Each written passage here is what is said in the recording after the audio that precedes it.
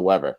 All right, our last game of the night, which, hey, look, this should be a good one, but it really all depends on how you feel about the Jazz or how you might feel about the Clippers.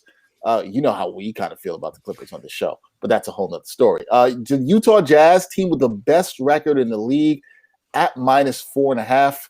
They are the favorites on the road in LA to play the Clippers. Over under for this is 225. I think a lot of this, guys, as we said, we know with the Clippers, we don't trust them to not mess things up, we should say, or if they're going to fail. And with the Jazz, I think it's very up and down in how people feel about them when you talk to people who cover the league and throughout the league, how they feel about this team, whether they're for real or not. But regardless of how you feel about that, they've been playing really good basketball. And so there's no denying of that. Gerard, I'll start back with you right now. The line is at -5 for this contest. Are you a believer in the Jazz?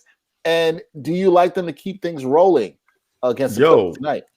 I got to give it to Quinn Snyder, man. Like, look, he changed his whole team's offense last year when we had the COVID break before they went back in the bubble. He changed the entire system. They're shooting threes now. He's capitalizing on the strengths of his players, right? Using Rudy Gobert as that function for the defense of the house. He's rolling to the rim on pick and roll.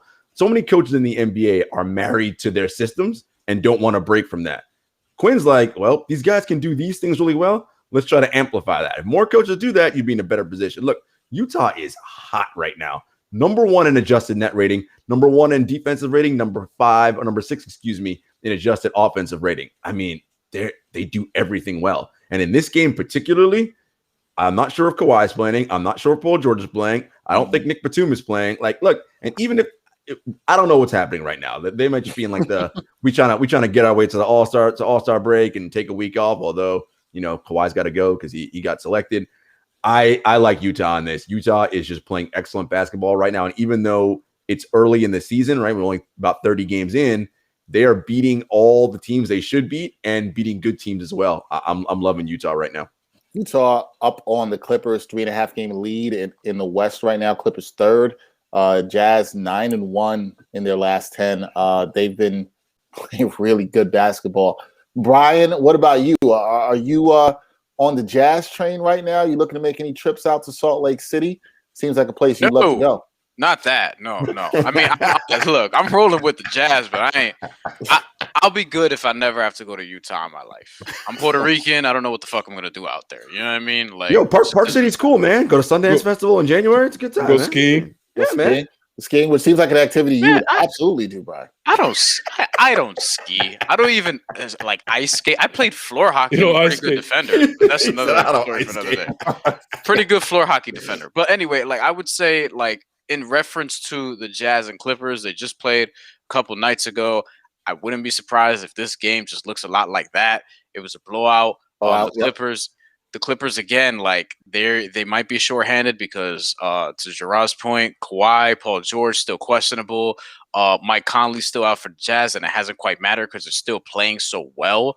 I would like them to cover. As far as over under, I'm not really sure. I would probably lean under, but that will be more because of the Clippers, not the Jazz, because I'm confident that the Jazz will get theirs. Like how they're using Rudy Gobert. Donovan Mitchell's obviously went up another level. Jordan Clarkson, even when he's like inefficient, still is able to put points on the board, but he's been more efficient this year than he ever has been, more often than he's not. So I like the Jazz here, and unless Paul George and Kawhi Leonard are healthy, then I wouldn't really think too hard about it. As far as liking them for the rest of the season goes, I mean, you know, we'll see. I think part of it is like they're great and they've obviously figured something out, but we've been fooled by this regular season surge before by other teams. So I'm in wait and see mode with the Jazz as far as whether or not I think they're going to be a serious contender. So we'll see 20, 30 games from now because we've been fooled by these kind of things before. And on top of that, it just so happens that they've been healthy, whereas most other teams haven't. So I think that's a factor here too. Health is actually a fact, especially with the players you mentioned and Gerard mentions. Well, 81% of the bets and 90% of the money is on the Jazz -5. 24% of the bets, but 49% of the money is on the under in the situation. So a lot of people also not trusting necessarily the Clippers probably to do their part in terms of offensive to get to that. The Jazz can guard, man. They can guard. Yeah, they can guard. You gotta give them credit for that. Come on, Murph. Come on, man. See Naughty ahead. Give some hope to Clipper Nation out there in terms of betting for the Clippers in this game. Can't do it. Can't do it. Can't do it. Won't do it. Yeah, won't do it. And I don't see how you could do it. I mean, like was mentioned previously, Kawhi, Paul George, Batum, Kennard. We don't even know if these guys are going to play. So how could you pick Kawhi and Paul confirmed they both are still out for tonight. Oh yeah. So please, you might as well jump on that -5 right now because it's about to go to -8 or -9 pretty soon. I mean, Utah has been great.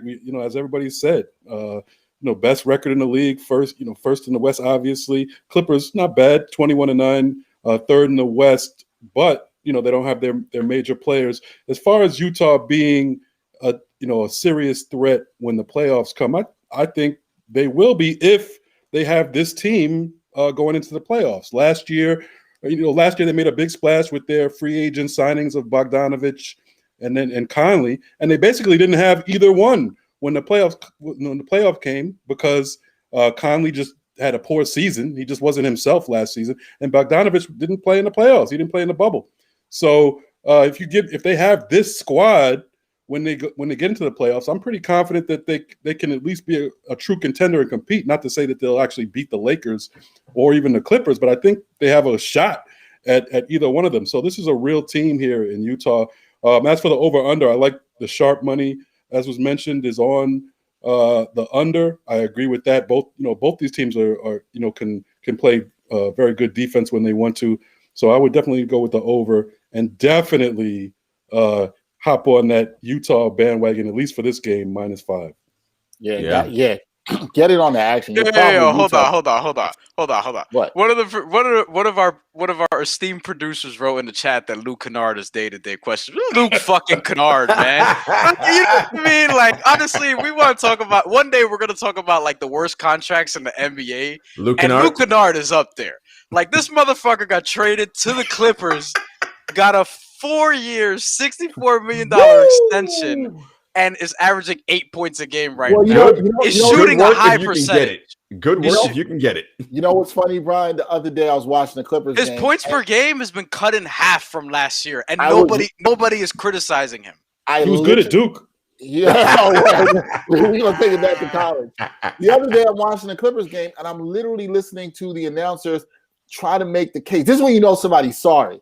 They're just like, he's coming along, and he'll, we think he'll turn around. To Brian's point, he sucked. He has not been what the Clippers thought he's needed to be this year. He has been as good. You know what my bigger problem is? I'm with you guys.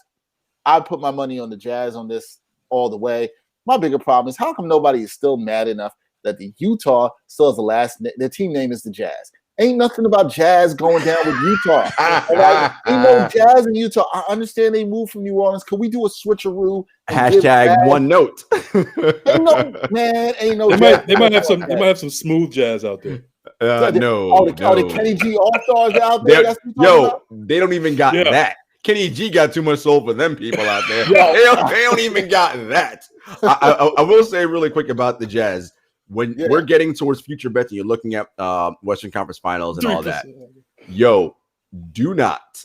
I mean, if you have to beat the Jazz and one of the LA teams, you're not making the NBA Finals. That's too much to run through on your way to get. You want to avoid one of them before you get to the conference finals, because having to go through Utah and one of the LA teams, that is a lot to ask. Unless Denver gets Bradley Beal. Which, that might still be a lot to ask. We don't know if that's going to happen. And there's a note: Utah, they have 3% alcohol beer. I mean, just drink water. You know what I'm saying? In that case, I was cool with Utah until I heard that. No, I can't go. Nah, man. And let's get I'm seriously. Why is it not a petition to get the Jazz back to New Orleans and Utah come up with some other name? I don't care what you call it, 3%, whatever you want to call them, Utah, whatever. There shouldn't be Jazz in Utah. That's all I'm saying. Just makes me mad. No Jazz in Utah, none. Utah Mormons, I can Utah Mormons. BYU will get behind it. I can rock with that for sure. You can run. Speaking of a team that Luke Kennard would make sense shooting guard. Luke Kennard would make sense. Murph, what did you say about the shooting? Said Mitt Romney could play shooting guard. That'll work. All right, want to encourage you guys who are watching us here on the Props Networks. Best way you can support us, subscribe on YouTube to the Props Network YouTube channel. You get more NBA betting content from us on NBA Picks and Props every Friday night at 6 p.m. You can also check out our other great shows, including my man Jamoke Davis, with a show Just for Sport, talks about everything in the wild world of sports and sports betting. Also, Joe Walkowski talking about everything in sports, NBA picks, football picks, hockey picks, baseball picks.